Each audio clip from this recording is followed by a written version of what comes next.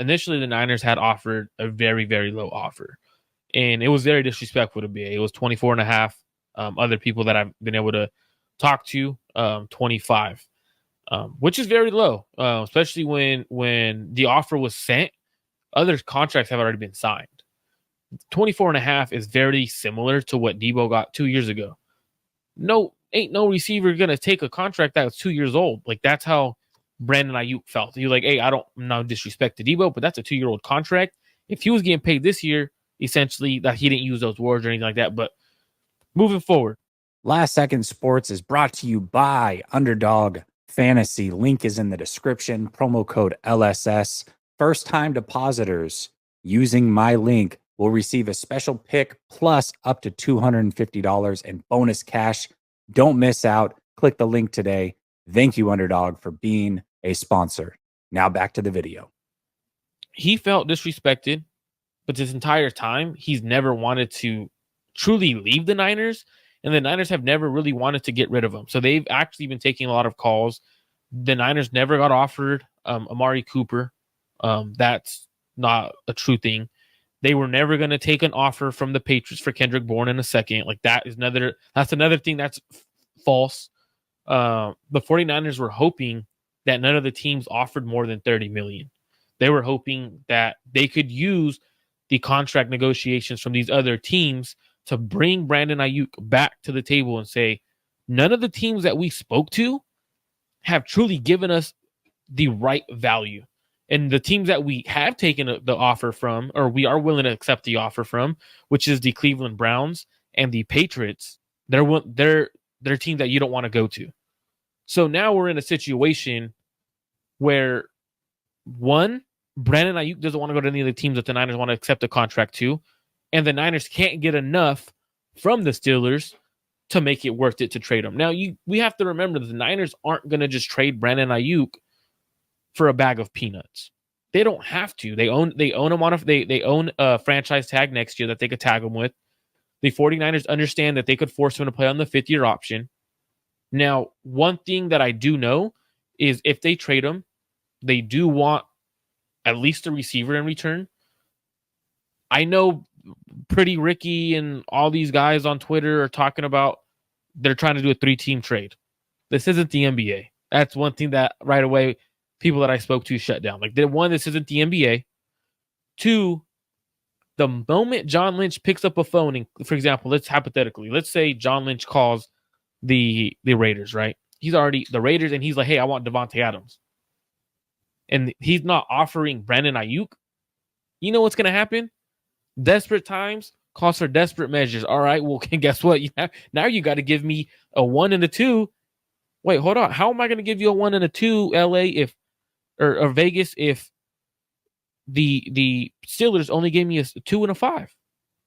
Now I get finessed. I lose a receiver, don't get nothing in return for him, and now I turn around and I trade what you gave me plus some to get a receiver. So when I'm hearing this, my guy's like, yeah, dude, from a while, and I've been telling Jesse, it's a very complicated situation because the Niners don't want to move him. They understand they don't have to move him.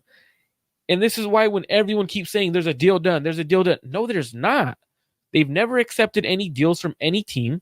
They've let BA and his agents negotiate to see what his value is. And the plan has always been, from the Niners' perspective, hey, BA, let's bring it back to the table and let's negotiate. You got offers. They did the dirty work for us. Now let's find a middle ground.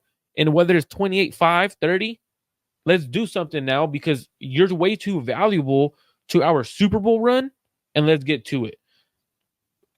2 other things. If the Niners do trade him, which is very, very possible, if let's say the Steelers end up offering Pat Freiermuth to the Niners really want, that's something that they would be willing to entertain. If they offer Pat Freiermuth in a 3rd or Pat Freiermuth in a 2nd, it may get done. But as of now, the Steelers don't want to do that. If they do take less draft capital, just remember the 49ers were offered a 1st rounder from the Jaguars and a 1st rounder from the Steelers during the draft. They were also offered a really, really good receiver and a 3rd during the draft. And they wanted Brandon Ayuk in a 5th. So that just tells you a lot on how the situation is going. Understand the Niners value their assets. They value who's on their team. Another thing I'm gonna before because I don't want to like speak too much in terms of telling you what's true. I'm telling you guys what's happening behind the scenes. Pay attention to how the 49ers have always worked. They decided Jimmy Garoppolo at one point was more valuable than a second rounder. Mm. Why the heck would they trade Brandon Ayuk just because the media is putting pressure on him? That the media is tired of talking about this. Guess what? The Niners are willing to say, stop talking about it. We don't care. So pay attention to how they've reacted, how certain people, right, have came back and said the Niners could always re-sign them. It's very fluid. Why are they randomly saying that now? And I've been telling Jesse this for days. So why are they now saying this? So pay attention to how their wording has been. What's funny is so Marco and I, basically every time I see something crazy on the internet, like on Twitter, I just go to Marco. I'm like, can you confirm? And every single time he brings me back down, he's like, dude, there's no trade in place. There is no trade in place. There's never been a trade in place. Yes, they are talking to X team. Here's the reality of the situation.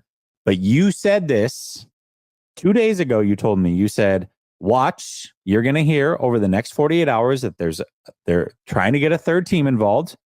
And the reason for that is because they're trying to get the price up from the Pittsburgh Steelers. Here we are, third team involved. And then you told me something else, but that came true as well. So it's like, all right, but here's the question. The original thought was, let's shop him and let other teams make the deal for us. What they probably didn't expect, which did happen, is the Patriots did go over $30 million.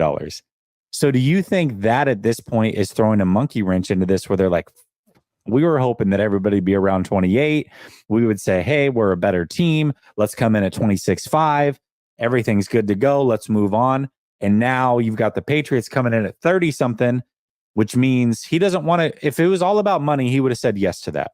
And he would have gone there. He didn't, which means it's not all about money. He really does want to compete as well.